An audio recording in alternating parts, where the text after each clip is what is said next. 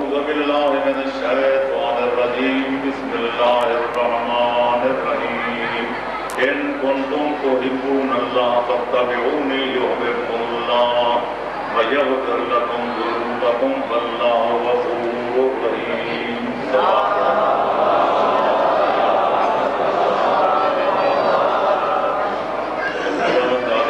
اس کلام و فرمان کا ترجمہ اور خلاصہ مطلب یہ ہے کہ خالق اکبر اپنی محبت کے دعوے کرنے والوں سے فرما رہا ہے کہ اگر تم صحیح معنوں میں میں اللہ سے محبت کرتے ہو تو آؤ میرے حبیب کی اتباع کرو، میرے محبوب کے نقش قدم پہ چلو، میں وعدہ کرتا ہوں کہ میں اللہ بھی تم سے محبت کرنے لگ جاؤں، اور جب میں تم سے محبت کروں گا تو نتیجہ یہ نکلے گا کہ میں تمہارے اگلے پچھلے گناہ معاف کروں گا، کیوں کہ گناہ میں ہوں، گناہوں کا معاف کرنے والا اور اپنے بندوں پر رحم و کرم کرنے والا. صلوات پڑھیں محمد.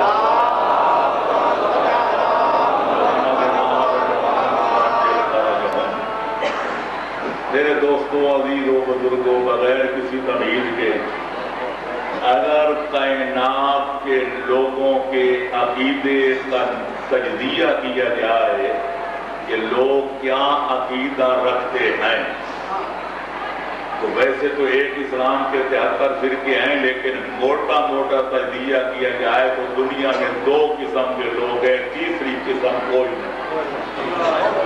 ایک وہ ہیں جو خدا کو خدا مانتے ہیں، دوسرے وہ ہیں جو خدا کو خدا نہیں مانتے، خدا کے منکر ہیں. 2 قسمیں بن گئے، یہودی ہوں یا نصرانی ہوں یا مجوسی، ہندو ہوں یا سکھ ہوں یا مسلمان، سنی ہوں یا شیعہ، یہ سب لوگ غلط یا صحیح اللہ کے وجود کے قائل ہیں. لیکن جو کمیونسٹ ہیں جن کو پہلے دور میں ملحد کہا جاتا تھا، دہریہ کہا جاتا تھا، زندیق، اور آج کل ان کو کمیونسٹ کہا جاتا ہے، جیسے چائنا والے، رشیا والے، یوگو سلواکیا والے، وہ کہتے ہیں خدا کوئی نہیں، تو وہ ہو گئے خدا کے منکر. جو خدا کو نہیں مانتا وہ نبیوں کو کیسے مانے؟ نبی تو ہوتا ہے خدا کا رسول، خدا کا پیغمبر، لہذا جب وہ خدا کو نہیں مانتے تو نبیوں کو بھی نہیں مانیں گے، جب نبیوں کو نہیں مانتے تو وصیوں کو بھی نہیں مانیں گے، کیونکہ وصی ہوتا ہے ان نبی کا قائم مقام، لہذا وہ اس کے بھی منکر. جب خدا کو نہیں مانتے تو قیامت کو بھی نہیں مانتے، وہ کیوں جزا و سزا کون دے گا جب خدا ہی نہیں؟ تو گویا ایک ہیں ماننے والے اور ایک ہیں نہ ماننے والے. جو اللہ کو اللہ نہیں مانتے ان کا کچھ چھوڑو، خدا ان کو انسان بھی نہیں مانتا. یہ خدا کو خدا نہیں مانتے، اللہ ان کو سزا دیتا ہے کہ تم میں اللہ کو اللہ نہیں مانتے، میں تمہیں انسان نہیں مانتا. کیوں؟ لَهُمْ قُلُوبٌ لَا يَفْقَهُونَ بِهَا وَلَهُمْ أَعْيُنٌ لَا يُبْصِرُونَ بِهَا وَلَهُمْ آذَانٌ لَا يَسْمَعُونَ بِهَا أُولَٰئِكَ كَالْأَنْعَامِ بَلْ هُمْ أَضَلُّ. جن کو میں نے عقل تو دی ہے پر عقل سے سوچتے نہیں، میں نے آنکھیں دی ہیں پر حق و حقیقت کو دیکھتے نہیں، جن کو میں نے کان تو دیے ہیں پر حق والی آواز کو سنتے نہیں. اللہ فرماتے ان کی سزا یہ ہے کہ وہ انسان نہیں، وہ ڈنگر ڈھور ہیں، وہ حیوان ہیں، وہ 4 ٹانگوں پہ چلنے والے گھوڑے، گدھے، کتے ہیں. کیوں کہ حیوان میں بھی تمیز نہیں کہ مالک کون اور غیر کون، حلال کیا اور حرام کیا، اپنا کیا پرایا کیا. اگر انسان صاحب عقل ہو کر بھی ڈنگروں کی طرح اندھا بن جائے تو پھر ماننا پڑے گا وہ ڈنگروں سے بدتر ہے، وہ ڈنگر بھی نہیں. نعرہ تکبیر، اللہ اکبر، نعرہ رسالت، یا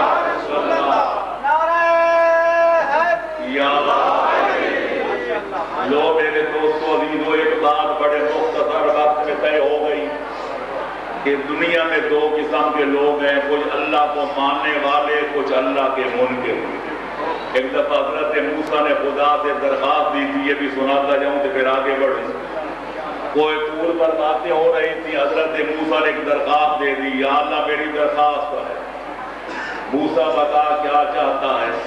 کہنے لگے میں چاہتا ہوں ساری کائنات مان جائے میں تیرا نبی بھی ہوں، تیرا کلیم بھی ہوں، میں تیرا پیغمبر بھی ہوں اور تو اسے سلام بھی کرتا ہوں۔ خدا نے فرمایا موسیٰ تو نے وہ شے مجھ سے مانگی ہے جو میں نے اپنی ذات کے لیے بھی نہیں رکھی، یا میرے بندے مجھے خدا ماننے پر متفق نہیں، تجھے نبی کیسے سارے مانیں گے؟ خدا کو نہ ماننے والے زیادہ ہیں، نہ ماننے والے تھوڑے، نبی کے نہ ماننے والے زیادہ ہیں، ماننے والے تھوڑے، علی کے نہ ماننے والے زیادہ ہیں، ماننے والے تھوڑے۔ جو اللہ کو اللہ مانتے ہیں پھر سجدہ کرنے والے تھوڑے ہیں کہ نہ کرنے والے زیادہ ہیں۔ ہر دور میں برے زیادہ رہے ہیں، اچھے ہمیشہ تھوڑے رہے ہیں۔ صلوات پڑھو محمد والے۔ اب آؤ ذرا آگے بڑھیں۔ جو اللہ کو اللہ مانتے ہیں، یہودی کہتے ہیں اللہ ہے، نصرانی کہتے ہیں اللہ ہے، ہندو بھی کہتے ہیں اللہ ہے، سکھ بھی کہتے ہیں اللہ ہے، مسلمان بھی کہتے ہیں اللہ ہے، ہم اللہ کو مانتے ہیں۔ اب سوال یہ ابھر کے سامنے آتا ہے، کوئی ایسا اللہ کا ماننے والا ہے جو اللہ کو تو ماننے پر اللہ سے محبت کا دعویٰ نہ کرے؟ کوئی نہیں۔ جو بھی مانتا ہے وہ یہ دعویٰ بھی کرتا ہے کہ میں اللہ سے سب سے زیادہ محبت میں کرتا ہوں۔ یہودی کو قول قرآن میں ہے نحن احباء اللہ، یہودی کہتے ہیں اللہ کے حقیقی محب ہم ہیں، نصرانی کہتے ہیں تم غلط کہتے ہو، نحن احباء اللہ، ہم سب سے زیادہ اللہ کے چاہنے والے ہم عیسائی ہیں، مسلمان کہتے ہیں تم سب جھوٹے ہو، تم مشرک ہو، تم تو خدا کے بیٹے مانتے ہو، سب سے زیادہ اللہ سے محبت کرنے والے ہم مسلمان ہیں۔ پھر یہی دعویٰ شیعہ کرتے ہیں، یہی دعویٰ اہل سنت کرتے ہیں، ہر مذہب والا یہی کہتا ہے میں اللہ کو زیادہ مانتا ہوں، میں اللہ سے زیادہ محبت کرتا ہوں، اللہ پر کی مجھ پر بڑی نظر عنایت ہے، اللہ کی مجھ پر بڑی نظر کرم ہے۔ کوئی کہتے اللہ نے مجھے اولاد دی ہے، کوئی کہتے جائیداد دی ہے، کوئی کہتے اللہ نے مجھے حسن دیا، کوئی کہتے جمال دیا، کوئی کہتے ہنر دیا، کوئی کہتے مجھے کمال دیا۔ ہر بندہ کہتے اللہ کی مجھ سے زیادہ محبت ہے، میری اللہ سے زیادہ محبت ہے۔ سوال پیدا ہوتا ہے یہ دعویٰ کرنے والے سارے سچے ہیں؟ یہودی کہتے ہیں ہم بڑی محبت کرتے ہیں، عیسائی کہتے ہیں ہم سب سے زیادہ اللہ سے محبت کرتے ہیں، ہندو کہتے ہیں ہم اللہ سے زیادہ محبت کرتے ہیں، مسلمان کہتے ہیں ہم زیادہ کرتے ہیں۔ سوال پیدا ہوتا ہے سارے سچے ہیں؟ اگر سچے ہیں تو پھر عقیدے الگ الگ کیوں ہیں؟ سب کا دین ایک کیوں نہیں؟ جب محبوب ایک ہے، اللہ ایک ہے جس سے محبت کے دعوے دنیا کر رہی ہے، تو پھر ہندو ہندو کیوں ہیں؟ مسلمان مسلمان کیوں ہیں؟ یہودی یہودی کیوں ہیں؟ نصرانی نصرانی کیوں ہیں؟ یہ عقیدوں کا اختلاف، یہ دینوں کا اختلاف، یہ مذہبوں کا اختلاف، یہ جینے مرنے کے رنگ کا اختلاف، خوشی اور غم منانے کے ڈھنگ کا اختلاف، یہ دلیل ہے کہ نہ سارے سچے ہیں نہ سارے جھوٹے ہیں، کچھ سچے ہیں کچھ جھوٹے ہیں۔ نعرہ تکبیر، اللہ اکبر، نعرہ رسالت، یا رسول اللہ، نعرہ حیدری، یا نعرہ صلوات۔ اللہ صلی علی محمد وآل محمد۔ بالکل نہ گھبرائیں، جلدی نتیجہ اتنا اچھا نکلے گا کہ آپ کے نعروں کی گونج میں شاید میری آواز بھی نہ آپ تک پہنچے۔ فکر نہ کریں، تھوڑا تھوڑا سوچتے جائیں اور میرے ساتھ ساتھ چلتے جائیں، تو پتہ چلا کہ سب کہتے ہیں ہم اللہ سے محبت کرتے ہیں، لیکن سارے سچے بھی نہیں تے سارے جھوٹے بھی نہیں ہیں، تو حقیقی میں کوئی اللہ سے محبت کرنے والے، لیکن وہ مسلمان ہیں یا یہودی ہیں یا نصرانی ہیں یا شیعہ ہیں یا سنی ہیں، فیصلہ کون کرے؟ اب کچھ لوگ کہتے ہیں جناب وکیلوں کو اکٹھا کر دو، ادھر مسلمانوں کے وکیل، ادھر ہندوؤں کے وکیل، ادھر یہودیوں کے وکیل، ادھر سکھوں کے وکیل، ادھر عیسائیوں کے وکیل، وکیل آپس میں لڑ کے فیصلہ کریں گے دلیلوں سے کہ سچا کون ہے تے جھوٹا کون۔ میں کہتا ہوں وکیل فیصلہ نہیں کر سکتے، جو وکیل چالاک ہوگا وہ جھوٹوں کو بھی سچا بنا کے ثابت کر دے گا، جو وکیل ڈھیل میں یقین ہوگا وہ سچوں کو بھی جھوٹا بنا بیٹھے گا۔ آپ نے دیکھا ہوگا کہ جب وکیل کامیاب ہوتا ہے اچھا وکیل تو 50 بندے کے قاتلوں کو بھی چھڑا کے لے آتا ہے، کہ جو بیچارہ وکیل ڈھیل میں یقین ہوتا ہے بے قصوروں کو بھی لٹکوا کے آتا ہے۔ کوئی کہے جی تم بڑے نلیک وکیل ہو، ہمارا بے قصور لٹکوا دیا، وہ کہتے ہیں مقدر میں یہی تھا، اللہ نے لکھا تھا کہ وہ پھانسی لٹکے۔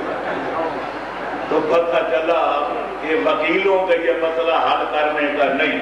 کچھ کہتے ہیں ادھر مولوی بلا لو، ادھر پنڈت بلا لو، ادھر گرو بلا لو، ادھر ان کے پادری بلا لو، ادھر یہودیوں کے احبار بلا لو، ان سارے پڑھے لکھوں کو کرو اکٹھا تے پھر کراؤ مناظرہ، پتہ چل جائے گا کہ سچا کون ہے تے جھوٹا کون ہے۔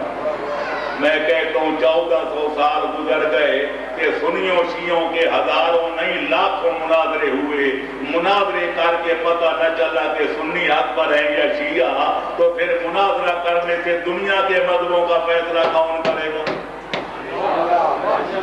ملا بادشاہ کے چوپ نشوت مولوی سے کہتے ہیں جو بولتا جائے دوسرے کی سنے ہی نہ، جو مسلسل بولتا جائے اپنی سناتا جائے کہ دوسرے کی نہ سنے، اسے کہتے ہیں مولوی۔ مسلمانوں کا مولوی کہے گا ہم سچے ہیں، ان کی بات ہی نہیں سنے گا۔ ہندوؤں کا پنڈت کہے گا ہم سچے ہیں، وہ مسلمانوں کی بات نہیں سنے گا۔ عیسائیوں کا پادری کہے گا ہم سچے ہیں، وہ کسی اور کی بات نہیں سنے گا۔ تو پتہ چلا نہ وکیل فیصلہ کر سکتے ہیں ان مذہبوں میں سے سچا کون سے جھوٹا کون، نہ مولوی اور پنڈت فیصلہ کر سکتے ہیں کہ سچا کون اور جھوٹا کون، پھر فیصلہ کون کرے؟ کچھ لوگ کہتے ہیں جی فیصلہ قیامت والے دن ہوگا۔ اگر قیامت کے دن فیصلہ ہوا کہ یہ سچا ہے تے وہ جھوٹا ہے، پھر فائدہ کیا ہوگا؟ دن تو پھر جہنم میں جھونکنا پڑے گا۔ کوئی آج فیصلہ ہونا چاہیے تاکہ جھوٹا توبہ کر کے سچوں والے راستے پہ آ جائے۔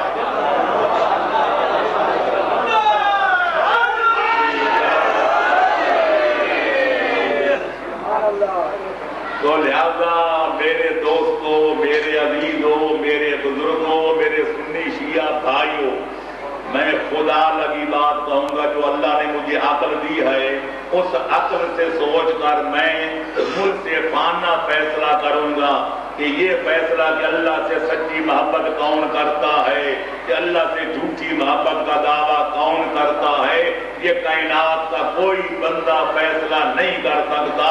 اگر کر سکتے تو خود خدا کر سکتا ہے۔ آؤ خدا سے پوچھیں یا اللہ، مسلمان بھی کہتے ہیں ہم تیرے سچے محب ہیں، یہودی کہتے ہیں وہ تیرے سچے محب ہیں، عیسائی کہتے ہیں وہ تیرے سچے حبدار ہیں، ہندو سکھ کہتے ہیں وہ تجھے سب سے زیادہ چاہتے ہیں۔ اب فیصلہ تو کر دے، ان سارے دعوے داران محبت میں سے سچا کون ہے اور جھوٹا کون؟ اللہ کا فیصلہ مانو گے؟ کیونکہ جب محبوب فیصلہ کرتے تو محبوں کو کیا اشکال ہوگا؟ صلوات پڑھو محمد والے محمد۔ اللہ نے اس آیت میں جس کو میں نے آپ کے سامنے پڑھا اور پیش کیا ہے، اس آیت میں اللہ نے اپنے سچے اور جھوٹے محبوں کا فیصلہ کر دیا ہے۔ اللہ فرماتے ہیں اگر میرا فیصلہ تمہیں منظور ہے، میں تمہارا خالق، میں تمہارا مالک، میں تمہارا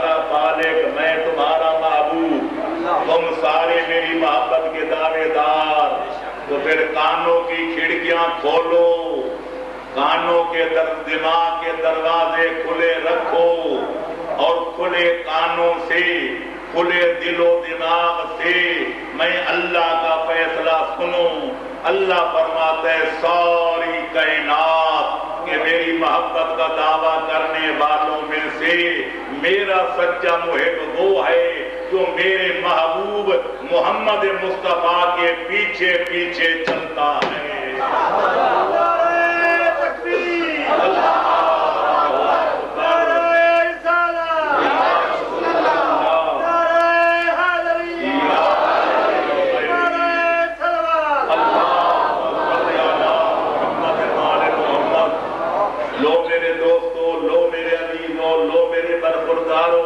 اللہ نے کر دیا فیصلہ کہ ساری کائنات میں میرا حقیقی محبوب ہے حسنین کا نانا، میرا محبوب ہے عبداللہ اور آمنہ کا لال، میرا محبوب ہے سید الانبیاء، میرا محبوب ہے خاتم الانبیاء۔ ہر محب اپنے محبوب کے پیچھے چلتا ہے، تو میرے بندوں میں سے میرا سچا محب وہ ہے جو میرے محبوب کے پیچھے پیچھے چلتا ہے، جو میرے محبوب کے نقش قدم کو دیکھ کر قدم بڑھاتا ہے، جو میرے محبوب کی پیروی کرتا ہے، جو میرے محبوب کی اتباع کرتا ہے، جو میرے محبوب کی اطاعت اور پیروی کرتا ہے۔ الحمدللہ یہاں تک پہنچنے کے بعد اللہ نے فیصلہ کر دیا کہ سچے صرف مسلمان ہیں کہ باقی سارے جھوٹے۔ کیسے؟ عیسائی ہمارے پیغمبر کا کلمہ پڑھتے ہیں؟ نہیں۔ جب عیسائی ہمارے نبی کو نبی نہیں مانتے ان کی پیروی کیسے کریں گے؟ پتہ کٹ گیا، پتہ چلا یہ اللہ کے محب نہیں ہیں۔ یہودی ہمارے پیغمبر کا کلمہ پڑھتے ہیں، محمد رسول اللہ نہیں پڑھتے۔ جب ہم یہودی ہمارے نبی کو نبی نہیں مانتے ان کے پیچھے کیسے چلیں گے؟ ان کا پتہ بھی کٹ گیا کہ یہ دشمن خدا ہیں، خدا کے محب نہیں ہیں۔ ہندو ہمارے پیغمبر کا کلمہ پڑھتے ہیں، نہیں پڑھتے، ان کا پتہ بھی کٹ گیا۔ وہ جب نبی نہیں مانتے تو پیروی کیسے کریں گے؟ کیا سکھ ہمارے نبی کا کلمہ پڑھتے ہیں؟ نہیں پڑھتے۔ جب سکھ ہمارے نبی کو نبی نہیں مانتے ان کی پیروی کیسے کریں گے؟ نتیجہ یہ نکلا میرے دوستوں، عزیزوں، بزرگوں کہ پوری کائنات کے محبت کے دعوے داروں میں اب میدان میں صرف مسلمان کھڑے ہیں جو کہتے ہیں لا الہ الا اللہ محمد الرسول اللہ، جو پیغمبر کا کلمہ پڑھتے ہیں۔ اب سارے کوئی اللہ کے محب کہلائیں گے کیونکہ یہی لوگ ہیں جو پیغمبر کے پیچھے چلنے والے ہیں۔ اب میدان میں صرف رہ گئے مسلمان، تے باقی ہو گئے سارے جھوٹے، وہ ہو گئے آؤٹ، تے میدان میں صرف مسلمان کھڑے ہیں۔ لیکن بات ختم نہیں ہو جاتی، ایک مسئلہ اور کھڑا ہو گیا۔ ہم مسلمانوں کی لڑائی شروع ہو گئی۔ برادران اہل سنت کہتے ہیں ہمارا تو نام ہی اہل سنت ہے، ہم پیغمبر کی سنت پر چلتے ہیں۔ شیعہ کہتے ہیں ہمارا نام ہے اہل تشیع، ہم نبی و علی کے پیچھے چلتے ہیں۔ شیعہ کہتے ہیں ہم پیغمبر کے سچے پیروکار، سنی کہتے ہیں تم جھوٹ کہتے ہو، ہم اہل سنت پیغمبر کے سچے پیروکار۔ 72 ایک طرف، 73واں فرقہ ایک طرف، شیعان علی ایک طرف، دیوبندی، بریلی، پرویزی، محمودی، مودودی سارے ایک طرف۔ وہ کہتے ہیں ہم پیغمبر کے سچے پیروکار، ہم کہتے ہیں ہم پیغمبر کے سچے پیروکار۔ جھگڑا کب پیدا ہوگا؟ جب کلمہ پڑھنے لگیں گے۔ ہمارے سنی بھائی کہیں گے کلمہ پیغمبر کا یہ ہے لا الہ الا اللہ محمد الرسول اللہ۔ ہم کہتے ہیں تم غلط کہتے ہو، پیغمبر کا کلمہ یہ ہے لا الہ الا اللہ محمد الرسول اللہ علی ولی اللہ۔ ہم کہتے ہیں تم غلط کہتے ہو، وہ کہتے ہیں تم غلط کہتے ہو۔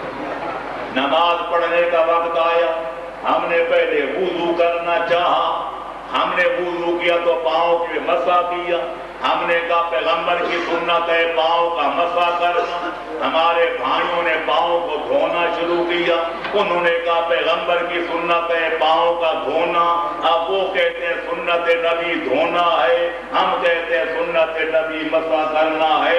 فیصلہ کون کرے کہ پیغمبر کی اصلی سنت کیا ہے؟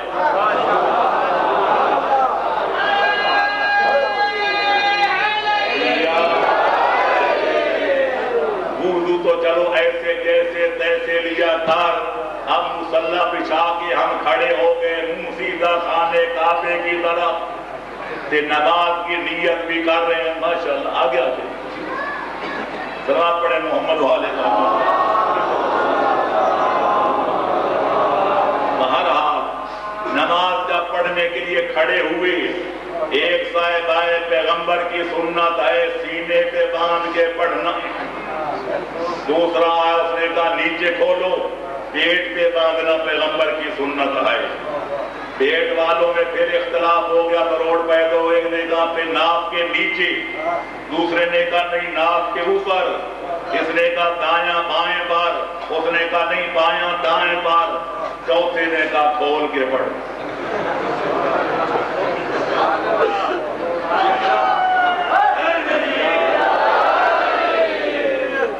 یا یوں کہ ادھر کو چھوڑیے کہ پیڑ کے اوپر ناف کے نیچے یا ناف کے اوپر، 73 کہتے ہیں باندھ کے پڑھو، 71واں 72 کہتے ہیں باندھ کے پڑھنا سنت، اور 73واں فرقہ شیعہ کہتے ہیں کھول کے پڑھنا نبی کی سنت۔ اب فیصلہ کون کرے کہ 72 ٹھیک ہے یا 73واں ٹھیک ہے؟ آگے بڑھو، روزے رکھنے کا وقت آیا، وہ کہتے ہیں چند منٹ پہلے بند کرو تے چند منٹ بعد میں کھولو، یہ ہے سنت مصطفیٰ۔ دوسرا کہتے ہیں نہیں پہلے بعد میں بند کرو تے سب سے پہلے کھولو، یہ ہے سنت مصطفیٰ۔ پھر زکوٰۃ کا اختلاف ہو گیا کہ نصاب کیا ہے، خمس میں اختلاف کہ آیا خمس ادا کرنا ہے یا معاف ہے۔ پھر حج پہ گئے، کچھ کہتے ہیں طواف النساء کرنا سنت مصطفیٰ ہے، کچھ کہتے ہیں طواف النساء حج میں ہے ہی نہیں، بات میں جھگڑا۔ اب فیصلہ کون کرے کہ پیغمبر کی اصلی سنت کون سی ہے، تے غلط کون ہے تے صحیح کون ہے؟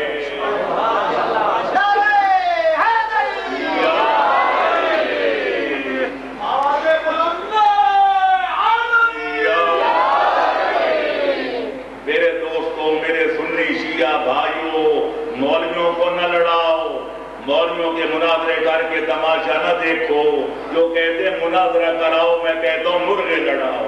اگر مرغے لڑانے سے تسلی نہ ہو تو پھر بٹیرے لڑاؤ، بٹیروں سے تسلی نہ ہو تو ریچھ کتوں کا بھیڑ دیکھ لو، مولویوں کا تماشا نہ دیکھو کہ یہ کیا کہتے تھے وہ کیا کہتے تھے، نیزے پہ دیلا کون چلاتا ہے۔ اپنی جگہ انصاف کرو، اللہ کا قرآن پڑھو، پیغمبر کا فرمان پڑھو، تاریخ اسلام پڑھو۔ میں کہتا ہوں کہ جس طرح پہلا فیصلہ خدا نے کیا تھا کہ میرا سچا محب کون تھے، جھوٹا دعوے دار کون، اللہ نے کیا کہا تھا کہ جو میرے محبوب کے پیچھے چلتا ہے وہ میرا سچا محب ہے، جو میرے محبوب کے پیچھے نہیں چلتا وہ جھوٹا ہے۔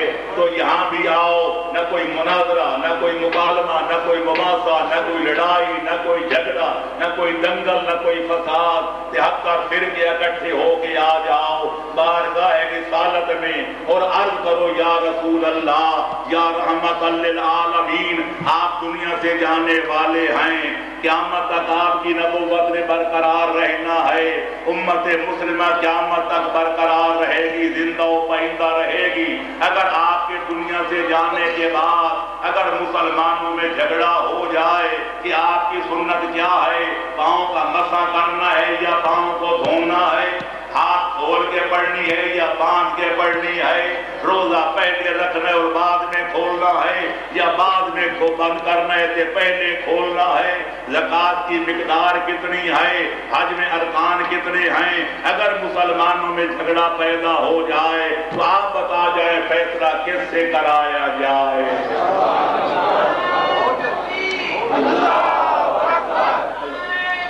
یا رسول اللہ، یا میرے دوستوں، میرے عزیزوں، میرے بزرگوں، میرے سنی شیعہ بھائیوں، میرے سننے والے، میرے جاننے پہچاننے والے جانتے ہیں میں کبھی تعصب نہیں کیا کرتا، میں کسی کی غلط حمایت نہیں کیا کرتا، میں گھڑے بندی کا قائل نہیں، میں تعصب کا قائل نہیں، میں اناد کا قائل نہیں، کیونکہ شجر ہے فرقہ آرائی، تعصب ہے ثمر اس کا، یہ وہ پھل ہے جو جنت سے نکلواتا ہے آدم کو۔ اگر جنتوں میں تعصب پیدا ہو جائے تو جنت چھوڑنی پڑ جاتی ہے، تو مسلمان تعصب کر کے جنت میں کیسے جا سکتے ہیں؟ لہذا آؤ میں خدا لگی بات بتاتا ہوں، یہ فیصلہ مصطفیٰ نے کرنا ہے کہ اگر مسلمانوں میں جھگڑا ہو جائے تو فیصلہ کس خاندان سے کرایا جائے، کس بزرگوار سے کرایا جائے، مسلمانوں کو کس دروازے پہ جانا چاہیے، تو جو دروازہ پیغمبر دکھا دیں گے اسی دروازے پہ جانا پڑے گا، جس کا نام نبی بتائیں گے اسی ہستی کے پاس جانا پڑے گا، جن کا دامن پیغمبر ہمارے ہاتھ میں تھمائیں گے انہی کے دروازے پر جا کر دستک دینی پڑے گی۔ تو یہاں پہنچنے کے بعد میں بلا خوف رد کہتا ہوں، علل اعلان کہتا ہوں، ڈنکے کی چوٹ کہتا ہوں، اور بلا خوف رد کہتا ہوں۔ اگر پیغمبر سے پوچھو گے کہ آپ کے بعد قرآن لینے تو کس سے، سنت معلوم کرنی ہے تو کس سے، دین کے حقائق معلوم کرنے ہیں تو کس سے، آپ کی سنت معلوم کرنی ہے تو کس سے، میں کہتا ہوں قیامت تک کتابیں پڑھتے رہو، علماء سے سوال و جواب کرتے رہو۔ میں کہتا ہوں مشرق میں جاؤ یا مغرب میں جاؤ، شمال میں جاؤ یا جنوب میں جاؤ، تحت الثرا میں جاؤ یا عرش علا پہ جاؤ، جہاں بھی جاؤ گے اللہ کے قرآن سے، محمد عربی کے فرمان سے اور بزرگوں کے کلام سے پیغمبر کا دین، پیغمبر کی سنت، پیغمبر کا طریقہ اگر معلوم کرنے کا کوئی دروازہ نظر آئے گا تو علی اور اولاد علی کا نظر آئے گا، کوئی خاندان نظر آئے گا تو علی اور اولاد علی نظر آئیں گے۔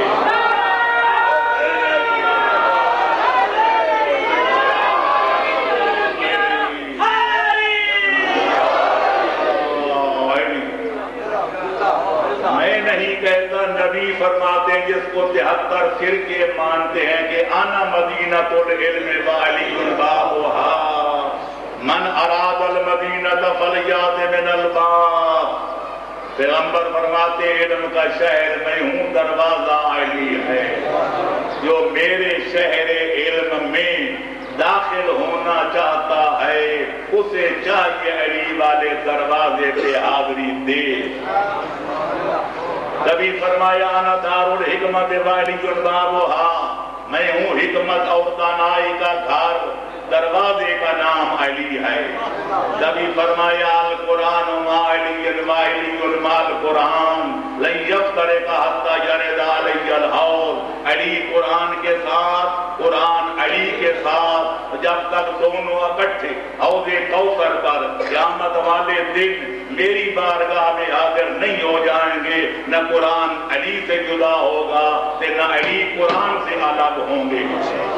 کبھی فرمایا الحق ما علی وعلی ما الحق، حق علی کے ساتھ اور علی حق کے ساتھ۔ پھر پیغمبر دعا مانگتے ہیں اللہم اظہر الحق ہے ثم دار علی، اے پالنے والے میں مصطفیٰ کی ایک دعا ہے کہ جدھر جدھر میرا بھائی علی ولی پھرتا جائے، حق بھی ادھر ادھر ان کے پیچھے پیچھے پھرتا جائے۔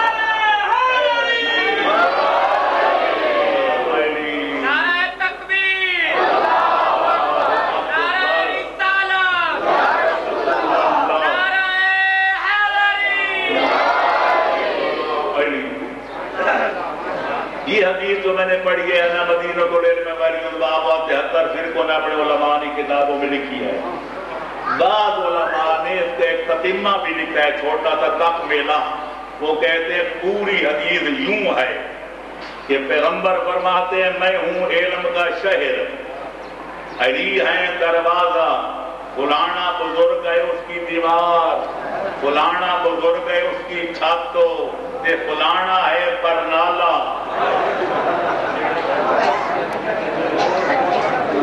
میں کسی کا نام نہیں کہتے ہیں کوٹھا مکمل تب ہوتا ہے کہ کوئی دیواریں ہو پھر چھت ہو کہ پھر بارش برسے تھے پرنالا نہ ہو تو پھر تو چھت پھٹ جائے گا. لہذا پرنالا بھی ہونا چاہیے. میں کہتا ہوں جتنے چاہو زور لگاؤ, پرنالے لگاؤ, دیواریں کھڑی کرو, چھتے ڈالو, لیکن آپ کو پتہ ہے گھر میں جانا ہو تو نہ پرنالوں کے راستے کوئی آتا ہے, نہ دیواروں کو نقب لگا کے کوئی اندر آتا ہے, نہ چھت پھاڑ کے کوئی آتا ہے. اگر کوئی آئے تو پھر چور سمجھا جاتا ہے.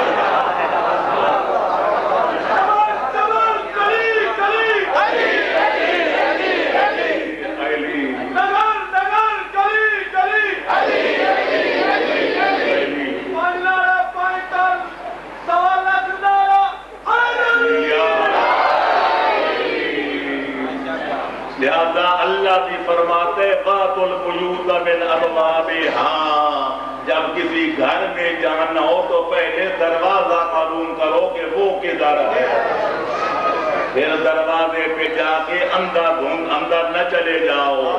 پہلے سلموا علی اہلہا, گھر والوں پر کرو سلام. جواب مل جائے تو پھر اذن دخول طلب کرو, اندر آ جاؤں. اگر اجازت مل جائے تب اندر جاؤ, ورنہ جدھر سے آئے ہو ادھر واپس لوٹ جاؤ. تو پتہ چلا کہ اگر پیغمبر کے شہر علم میں داخل ہونا ہے, اگر پیغمبر کی علوم نبویہ سے دامن مراد کو بھرنا ہے, اگر سنت رسول پہ چلنا ہے, اگر مصطفیٰ کا راستہ معلوم کرنا ہے, تو پہلے علی ولی کے دروازے پہ آنا پڑے گا. جو علی کریں گے وہی نبی کی سنت سمجھی جائے گی. جو میرے دوستو عزیزو 3 مرحلے طے ہو گئے تھے, چوتھا شروع. اب ہم نے پوچھنا ہے علی اور اولاد علی سے, ہم نے پوچھنا ہے 12 اماموں سے کہ نبی کا کلمہ کیا ہے, نبی کی نماز کیا ہے, نبی کا وضو کیا ہے, نبی کی زکات کا دینے کا طریقہ کیا ہے, نبی کے حج کرنے کا سلیقہ کیا ہے. میرے دوستو یہی وہ خاندان ہے جو ہماری رہنمائی کر سکتا ہے. بڑے اختصار کے ساتھ, نبی نے اس وقت تک دعوی نبوت نہیں کیا, پیغمبر اسلام نے اس وقت تک اعلان رسالت نہیں کیا جب تک تصدیق کرنے کے لیے, تائید کرنے کے لیے حیدر کرار موجود نہیں تھے. تاریخ اسلام 73 فرقوں کا متفق فیصلہ ہے.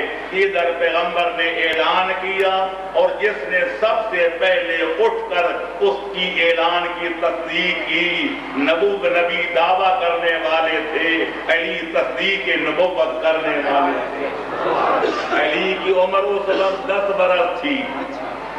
اصغرہم سنن وَأَكْبَرُهُمْ شَانًا, جتنے حاضرین تھے اگر ان کی عمروں پر نظر ڈالی جاتی, سن و سال پہ نظر ڈالی جاتی, تو سب حاضرین سے علی چھوٹے نظر آتے تھے. اور اگر عظمت و جلالت پہ نگاہ ڈالی جاتی, نبی کے بعد علی سب سے بلند نظر آتے.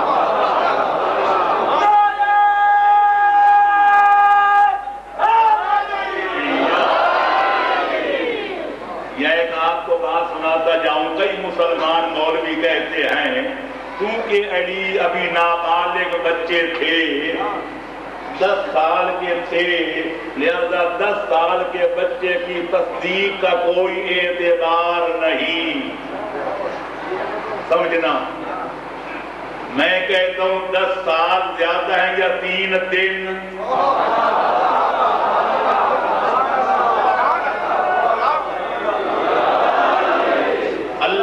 قرآن گواہ ہے کہ جب حضرت مریم کی بیٹا لائیں بغیر خامد کے پنگھوڑے میں سو رہا ہے, ادھر قوم کے سردار اکٹھے ہو کر آتے ہیں اور کہتے ہیں کہ یا مریم ما کان ابوک امرأ سوء وما کانت امک بغیہ, کہ نہ تیری ماں بری تھی نہ تیرا دادا برا تھا.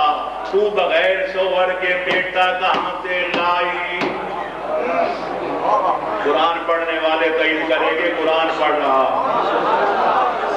جناب مریم نے اور کچھ نہیں کہا، فَأَشَارَتْ إِلَيْهِ، اللہ کو حکم تھا بولنا نہیں، ان سے بحث تکرار نہیں کرنی، تو اشارہ کر دینا، پھر عیسیٰ جاننے سے میں جانوں کہ تیری صداقت جانوں۔ جناب مریم نے کیا اشارہ، مطلب یہ تھا کہ او منکرو، او خدا کی قدرت کا انکار کرنے والوں، او میری عیسیٰ مسیح کی ولادت میں شک کرنے والوں، اور میری پاک دامنی پر اعتراض کرنے والوں، مجھ سے نہ پوچھو کہ میں کہاں سے لائی، کیوں نہیں پوچھو اس بچے سے کہ وہ کہاں سے آیا۔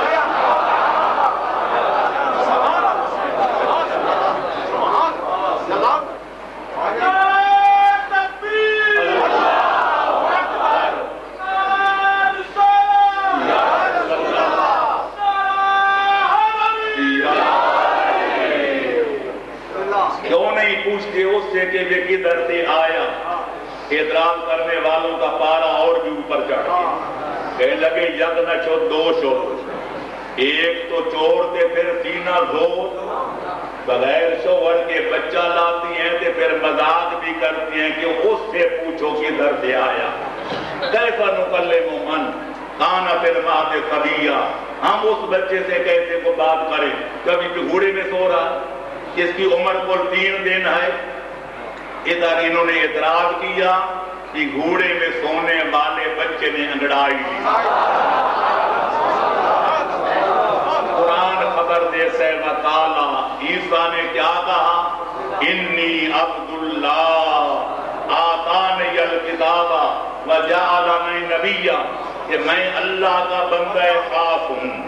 عیسائیوں کے عقیدے کو پہلے دن باطل کر دیا، اللہ کا بیٹا نہیں، میں اللہ کا خاص بندہ ہوں۔ اس اللہ نے کتاب و نبوت دے کر مجھے دنیا میں بھیجا ہے۔ اس سے پتہ چل گیا کہ نبی دنیا میں آ کے نبی نہیں بنتے، نبی پیدا ہی نبی ہوتے ہیں۔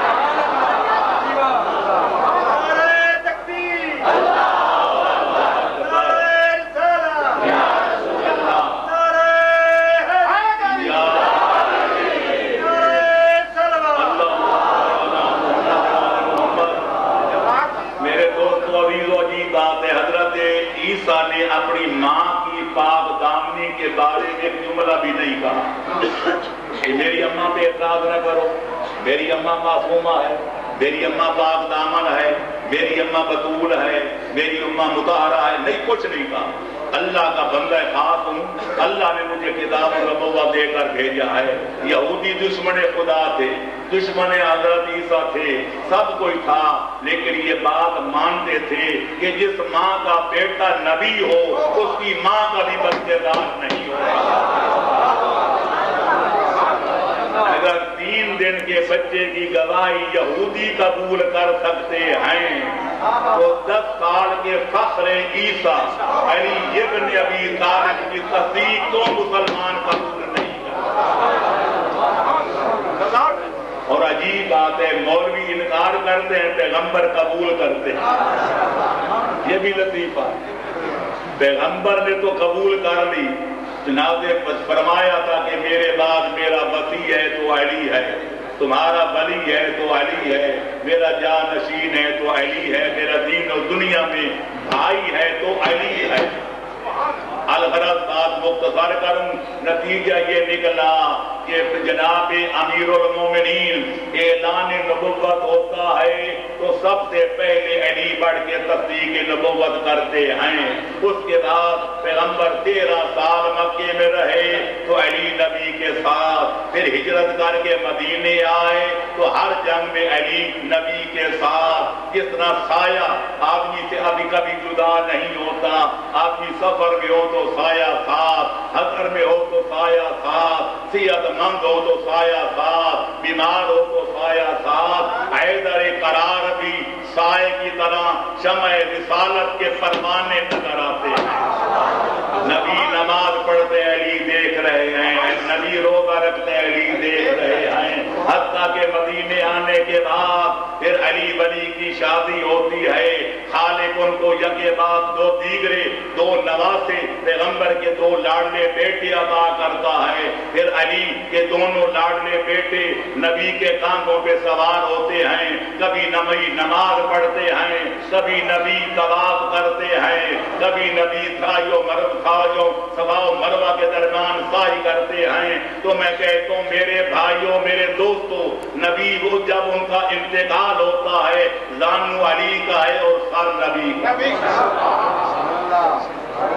تو لہذا علی اور اولاد علی سے بہتر کون بتا سکتا ہے کہ نبی کے وضو کرنے کا طریقہ کیا تھا, نبی کے نماز پڑھنے کا انداز کیا تھا, نبی کے حج کرنے کا طریقہ کار کیا تھا, پیغمبر کے جہاد لڑنے کا طریقہ کیا تھا.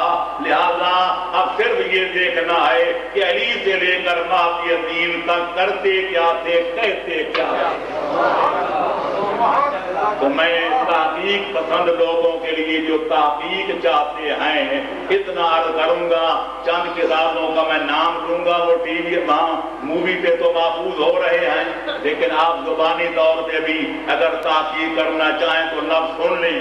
ایک کتاب کا نام ہے دراسات اللبیب الی دیار الحبیب, ہمارے اللہ بھائیوں کے علامہ محمد معین الدین سندھی نے لکھی پیغمبر اکرم کے حالات و صفات میں. اس میں بھی یہ حقیقت موجود ہے جو میں بیان کرنے والا ہوں.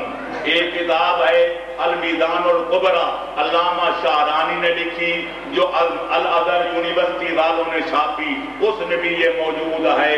تیسری کتاب ہے نیل الاوطار, علامہ شوکانی نے لکھی, جو سعودی عرب میں چھپی ہے کہ سعودی عرب والے جو اس کو امام مانتے ہیں. چوتھی کتاب ہے تفسیر القاری شرح اردو بخاری, جو علامہ وحید الزمان حیدرآبادی نے لکھی. 4 گواہیوں کے بعد 5ویں کی ضرورت نہیں. ان سب علماء نے لکھا. یہ سنت والجماعت جو علماء ہیں کہتے ہیں علی سے لے کر مہدی تک آل محمد کے 12 امام وضو میں پاؤں کا مسح کرتے تھے, اور علی سے لے کر مہدی تک ہاتھ کھول کے نماز پڑھتے تھے.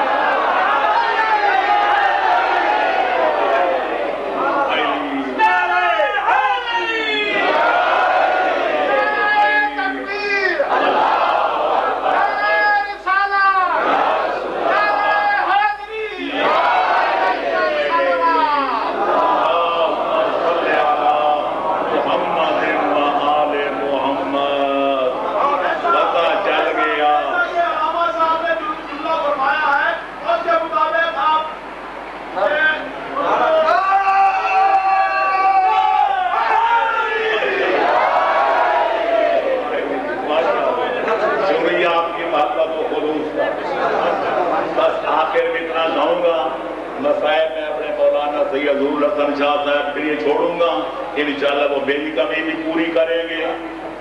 4:30 ہو رہے ہیں اور اتنی پڑھائی کافی بھی ہے, کافی بھی ہے, کئی بیماریوں کے لیے انشاءاللہ کافی.